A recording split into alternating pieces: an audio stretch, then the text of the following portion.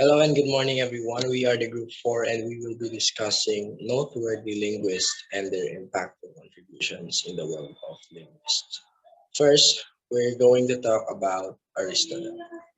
Aristotle was born in Stagira in ancient Macedonia in 384 BCE. His father was the personal physician and a close friend of the king of Macedonia, Amyntas II. An exceptionally gifted boy to begin with, Aristotle joined Plato's academy in Athens at the age of 17 to remain there until Plato's death in 347. These are the contributions of Aristotle. Aristotle's role in the development of linguistics is in large part due to his theory of truth. For falsity and truth are not property or actual things in the world, but properties of thought, meaning a sentence or thought contains either truth or false. Aristotle's importance in the professional study of language consists first of all in the fact that he demythologized language and made it an object of rational investigation. He didn't see language in a mythological way, but rather a way of expressing and communicating thoughts. He provided the first semantics analysis of propositions, the predicate which expresses a property and the remainder of the proposition, referring to substance to which the property is assigned. He introduced the term case for paradigmatic morphological variation. He identified the basic components of sentences, the name and verb or subject and predicate. He analyzes the world as consisting of things that are named by any of the 10 categories: substance, quantity, quality, relation, place, time, position, state, action, or affection. Next up will be Kathleen, and she will be discussing about the linguist Robert Lowe. So we'll be talking about Robert Loth. Loth is an English clergyman and grammarian born in Winchester and took his education at Winchester School and New College, Oxford. His short introduction to English grammar in 1762 became a standard textbook, and his name has become synonymous with prescriptive grammar. Loth's grammar is the source of many of the prescriptive shibboleths that are studied in schools, and established him as the first of a long line of usage commentators who judge English language in addition to describing it. While Loth advised against the ending sentences with prepositions, he acknowledged the construction as an idiom which our language is strongly inclined to. Loth also distinguished between shall and will as the future auxiliary. So his contributions are: he wrote a prescriptive grammar using Latin terminology and parts of speech. He also defended the regularity and simplicity of the language against a tradition which viewed it as too primitive to possess any grammar at all. And lastly, he published a book entitled Short Introduction to English Grammar in 1762, and it became a standard textbook. Next, we'll be talking about Benjamin Whorf. Hi, let's talk about Benjamin Lee Whorf. Benjamin Lee Whorf was born in 1897 in Massachusetts. He became interested in language at a young age and began by studying Hebrew. He attended the Massachusetts Institute of Technology to study chemical engineering. He was hired as a fire prevention engineer to the Hartford Fire Insurance Company, where he worked for the rest of his life. He was particularly interested in the Uto-Aztecan family of languages, which are spoken by Native Americans in Mexico and the western United States. Within this group of 30 languages, he studied Nahuatl in Mexico and then returned home to study Hopi as a graduate student at Yale University. At Yale, Benjamin Whorf met Edward Sapir, who became his mentor in linguistics. He worked to decipher historical languages and Mayan hieroglyphics and produced a large body of scholarly works. He continued to contribute to the areas of language, culture, and psychology until he died at the age of 44 in 1941. After his death, however, his ideas live on. His colleagues continued to publish his work posthumously for decades. Today, Benjamin Whorf is a well-known name in the fields of linguistics and psychology. Benjamin Lee Whorf was an American linguist who developed the principle of linguistic relativity, which held that thought is influenced by the structure of language. Today, Whorf's work remains influential in the fields of linguistics, psychology, and anthropology. Let's have the next presenter, Jenny, to discuss Daniel Jones. Daniel Jones was born in London on September 12, 1881. He was a British phonetician who studied under Paul Passy, professor of phonetics at the University of Paris. He was also the head of the Department of Phonetics at University College London. So, what are his contributions? He founded the British University Phonetic Department. He produced notable lexicographical work in the form of pronunciation dictionaries. He pioneered research on non-European languages, featured groundbreaking description of tone languages. He also promulgated the term phoneme and became the first Western linguist to use it. And also, he invented the system of cardinal vowels. He defined a socially determined type of British English, which he labeled received pronunciation, or RP, which could be used as a standard for phonetic description and as a model for non-native learners. Next slide will be Ferdinand de Saussure and will be explained by Chris. Who is Ferdinand de Saussure? He was a linguist, semiotician, and philosopher from Switzerland. He was born in Geneva, Switzerland in 1857. Ferdinand de Saussure was interested in languages early in his life. By age 15, he had learned Greek, French, German, English, and Latin. And at that age, he also wrote an essay on languages. So what are the contributions of Saussure? In many key breakthroughs in linguistics and semiotics in the 20th century were based on his theories. He is widely regarded as one of the pioneers of 20th century linguistics, as well as one of the two key inventors of semiotics, or semiology, as Saussure termed it. Saussure was one of the founders of structuralism. At a very young age, he applied principles of structural analysis to solve a problem concerning the reconstruction of the Indo-European language family. Ferdinand is called the father of modern linguists. It was he who first of all emphasized the importance of viewing language as a living phenomenon. Saussure defines language as a borderland between thought and sound, where thought and sound combine to provide communication. Spoken languages includes the communication of concepts by means of sound images from the speaker to the listener. Structuralism by Saussure tells by analyzing language synchronically. Saussure frames a linguistic structure, finds a system, mechanism, or a structure in which a language works. Hence his approach to linguistics, for which he had laid the groundwork, come to be known as structuralism. Saussure discussed structuralism as literary theory based primarily on the linguistic theories of Ferdinand de Saussure.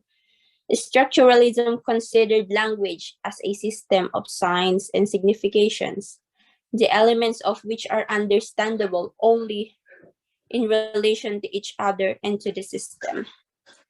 Ferdinand de Saussure invented the speech circuit, perhaps perhaps the most famous of Saussure's idea is the distinction between language and speech, with speech referring to the individual occurrences of language usage.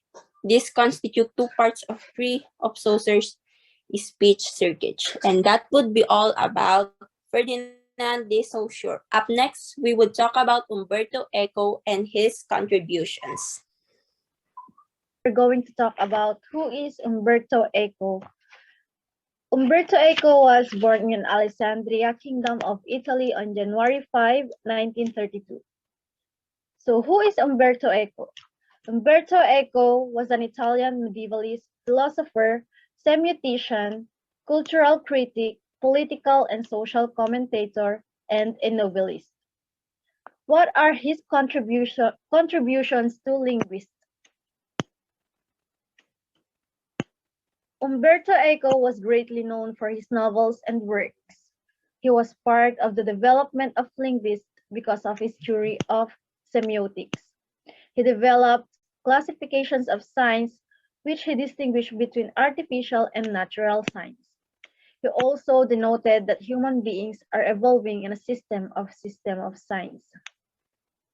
A distinguishing feature of Eco's theory is that in addition to words and language, it also addresses non-linguistic and even natural signs, which do signify based on a code or previous learning.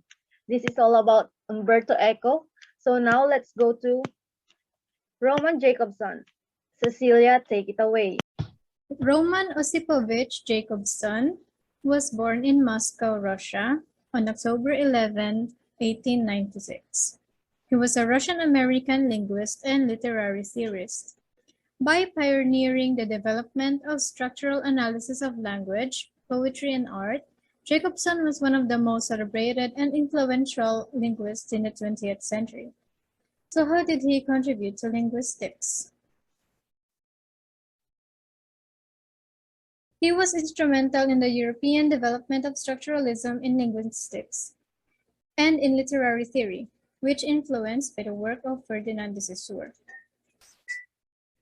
Jacobson also developed the techniques for the analysis of sound systems in languages, inaugurating the discipline of phonology. In 1943, he became one of the founding members of the Linguistic Circle of New York. Through his teaching in the United States, he helped bridge the gap between European and American linguistics. He had a profound influence on general linguistics, especially on Noam Chomsky's and Maurice Hill's work, and on Slavic studies, but also on semiotics, anthropology, psychoanalysis, ethnology, mythology, communication theory, and literary studies. His famous model of the functions of language is part of the intellectual heritage of semiotics. Linguistics, the science of human language, is at the core of Jacobson's life work in his famous model, Functions of Language. He claims that any act of verbal communication is composed of 6 elements or factors. First, context. The context, that is, the other verbal signs in the same message, and the other word, and the world in which the message takes place. Second, the addresser. Third, the addressee or receiver. Fourth, the contact between an addresser and the addressee. Fifth, a common code. And sixth, a message. Jacobson distinguishes 6 communication functions, each associated with a dimension or factor of the communication process, such as referential, aesthetic or poetic, emotive, conative, emphatic, and metalingual functions. His other contributions involve phonology. He also extended linguistics into other fields in Slavic history and culture, literary criticism, and semiotics. In addition to this, Jacobson's interest in poetry was continuing the study of both modern and ancient sound and how they are structured from the work on phonology, Czech, and Russian. Our next presenter will be Stephanie, all about Robin Lakov. So let's talk about Robin Tolmack Lakov. She was born in Brooklyn, New York on November 27, 1942. She earned a bachelor degree at Radcliffe College, a master's degree from Indiana University, and a doctorate from Harvard University. She was married to linguist George Lakov. She has taught at University of California, Berkeley since 1972. While an undergraduate at Radcliffe in Cambridge, Lakov audited Noam Chomsky's classes at Massachusetts Institute of Technology or MIT and became connected to the MIT Linguistics Department. During this time, as Chomsky and students were creating transformational generative grammar, Lakov and others explored ways in which outside context entered the structure of language. She became a professor of linguistics at the University of California, Berkeley. Her 1975 book Language and Woman's Place is often credited with establishing language and gender as an object of study in linguistics and other disciplines. Her other contributions are Lakoff became a regular contributor to the Huffington Post. She developed the politeness principle, in which she devised three maxims that are usually followed in interaction. These are don't impose, give the receiver options, and make the receiver feel good. She also stated that these are paramount in good interactions. So this is all about Robin Tomac Lakoff. Let's proceed to Avram Noam Chomsky. He was born in Philadelphia, Pennsylvania on December 7 in 1928. Both his parents were prominent Hebrew scholars. He entered the University of Pennsylvania in 1945, where he achieved a bachelor's degree in linguistics in 1949, a master's degree in 1951, and later earned his doctorate in 1955. Noam Chomsky became a member of the faculty of the Massachusetts Institute of Technology and performed his services at MIT as visiting professor. Influenced by the ideas of his mentor, Zelig Harris, Chomsky published his famous work Syntactic Structures in 1957. During that era, concepts regarding the origin of language were inspired by the behaviorist ideas, for instance, those of an old psychologist, Boris Frederick Skinner, who advocated that newborn babies had a blank mind or known as tabula rasa, and that children acquired language by means of learning and mimicry. Chomsky rejected that belief and argued that human beings were in fact born with the innate ability to realize the generative grammars that constitute every human language. Children make use of this innate ability to learn this language that they are exposed to. Chomsky established his linguistic theories in 1965 with aspects of the theory of syntax and in 1975 with the logical structure of linguistic theory. Later works in cognitive science supported these claims. The influence of Chomsky on linguistics is similar to that of Charles Darwin on evolution and biology. These ideas have significant logical implications for various subjects of psychology and also extend to cognitive science, anthropology, sociology, and neurology. So that's all about Chomsky. Helen Keller once said, when we learn a new word, it is the key to untold treasures. Indeed, these linguists played a big role in preserving linguistics and its improvement. You might not be able to explain everything about them and until the tiniest detail of their contributions, but we hope that we were able to give justice to their works by elaborating them based on our understanding and research. Again, this has been Group 4 of BSED English 1B. Thank you for listening to our presentation attentively. We hope that you've learned something from us. Have a great day ahead.